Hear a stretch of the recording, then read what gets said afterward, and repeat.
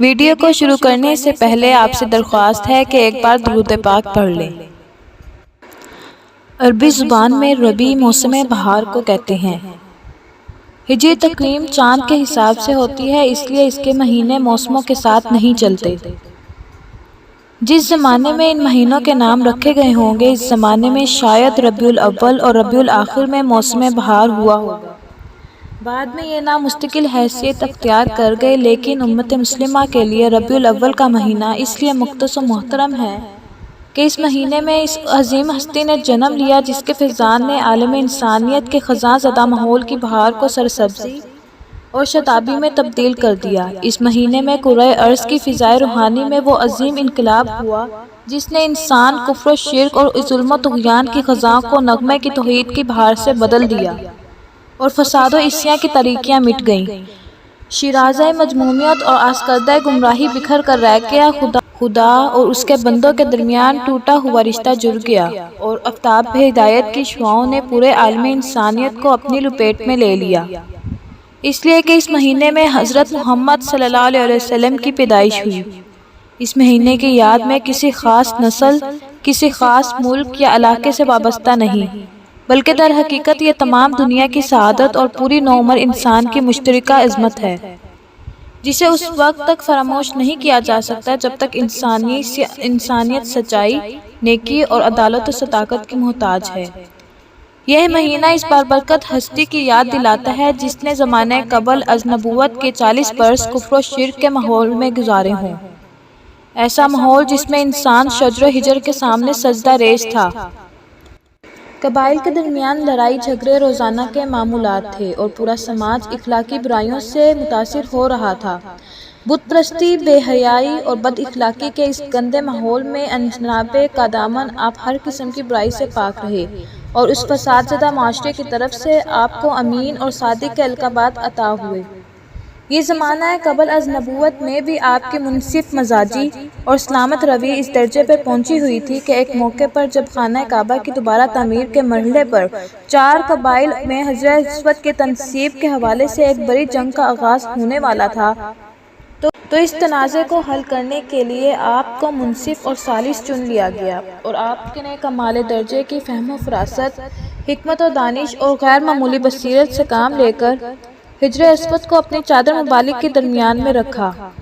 اور چاروں قبائل کے سرداروں کو چادر کے ایک ایک کونا پکڑنے کا حکم دیا۔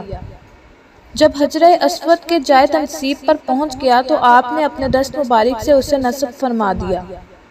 اس طرح چاروں قبائل کے اس کے تنصیب میں شریک کیا اور ایک خوفناک جنگ سے ٹل گئے۔ بعثت کے بعد اسلامی دعوت کا آغاز ایک انقلابی کلمہ لا الہ الا اللہ محمد الرسول اللہ سے ہوا، جو لفظی اعتبار سے مختصر لیکن معنی کے اعتبار سے بہت عمدہ تھا۔ اس دعوت کا مفہوم یہ تھا کہ انسان کی انفرادی اور اجتماعی زندگی کو غیر الہی غلامی سے نکال کر خدائے واحد کی غلامی میں دے دیا جائے۔ جب اس دعوت کی ضرب نفسانی خواہشات، خاندانی رسم و رواج، نسلی اور قبائلی روایات اور بالادست طبقوں پر پڑی تو مخالفت کا ایک طوفان کھڑا ہو گیا۔ آپ کی راہوں میں کانٹے بچھائے گئے، آوازیں کسی گئیں، گالیاں دی گئیں، غلاظت پھینکی گئی، معاشی بائیکاٹ کا ہر حربہ استعمال کیا گیا، ترغیب و تحریض کا ہر حربہ استعمال کیا گیا، لیکن پورے 13 برس کی مکی زندگی میں نہایت نامساعد حالات کے باوجود اسلام کی دعوت کا سلسلہ جاری رہا اور کوئی حربہ بھی آپ کے پائے استقلال میں لغزش پیدا نہ کر سکا۔ اس دعوت کے اہداف و مقاصد اس کتاب میں بیان کر دیے گئے ہیں جو قرآن پاک کی صورت میں آپ پر نازل ہو رہی تھی۔ فرمایا کہ ہم نے اپنے رسولوں کو روشن دلائل دے کر جس مقصد کے لیے بھیجا ہے اور جس غرض کے لیے ان پر کتابیں نازل کی ہیں، ان کو ضابطۂ حق کی جو میزان عطا کی، وہ یہی ہے کہ لوگ انصاف پر قائم ہو جائیں، اور یہ کہ وہی اللہ ہے جس نے اپنے رسول کو دین برحق اور ضابطۂ حیات دے کر بھیجا تاکہ یہ دین و دنیا کے تمام مروجہ طریقے ہائے زندگی پر غالب آ جائے، اگرچہ ایسا ہونا مشرکوں پر کتنا ہی شاق گزرے۔ اہل کفر کی ان چیرہ دستیوں اور ظالمانہ کارروائیوں کی وجہ سے اہل ایمان کو اپنا وطن چھوڑنا پڑا اور پھر آپ کو ہجرت کرنا پڑی۔ ہجرت کے وقت اہل یثرب کی ایک بڑی تعداد اسلام قبول کر چکی تھی۔ انہوں نے پیغمبر اسلام کے لیے اپنا دامن پھیلا دیا۔ آپ کی تشریف آوری کے ساتھ ہی یثرب مدینۃ النبی کے نام سے موسوم ہو گیا اور یوں اسے دارالاسلام ہونے کا اعزاز حاصل ہوا۔ لیکن کفر و باطل کے علمبردار خاموش ہو کر بیٹھنے والے نہ تھے۔ نئے دارالاسلام میں اب یہودیوں اور مشرکین کی متحدہ قوت سے مقابلہ درپیش تھا، یہاں تک کہ اس نوخیز اسلامی ریاست اور اس کے بانی کو ختم کرنے اور دعوت اسلامی کو جڑ سے اکھاڑ پھینکنے کا منصوبہ بنایا گیا۔ چنانچہ 12 رمضان المبارک 2 ہجری کو مکہ کے اکابرین 1000 مردان جنگی اور 100 گھڑ سواروں کے دستے کے ہمراہ میدان بدر میں حاضر ہوئے۔ حضرت محمد صلی اللہ علیہ وسلم محسوس کر رہے تھے کہ فیصلے کی گھڑی آ پہنچی ہے۔ اگر اس مرحلے پر ایک جرأت مندانہ اقدام نہ کیا گیا تو دعوت اسلامی کی ہوا اکھڑ کر رہ جائے گی۔ چنانچہ 15 برس کی جاں گزل محنت کے نتیجے میں ایک ایک کر کے جو افرادی قوت آپ نے مہیا کی تھی، اس ساری جمع شدہ پونجی کو لے کر 313 نفوس قدسیہ کے ہمراہ آپ میدان جنگ میں تشریف لے آئے اور بھیگی ہوئی پلکوں کے ساتھ نہایت عاجزی سے اپنے رب کے سامنے ان الفاظ میں دعا مانگی: اے اللہ، یہ ہیں قریش جو اپنے سامان غرور کے ساتھ آئے ہیں تاکہ تیرے رسول کو جھوٹا ثابت کر دیں، پس اے اللہ اب تو اپنی اس نصرت کو بھیج جس کا تو نے مجھ سے وعدہ کر رکھا ہے۔ اے خدا، اگر یہ مٹھی بھر جماعت آج ہلاک ہو گئی تو کرۂ ارض پر تیری عبادت نہ ہوگی۔ دوسرا بڑا معرکہ احد کا تھا،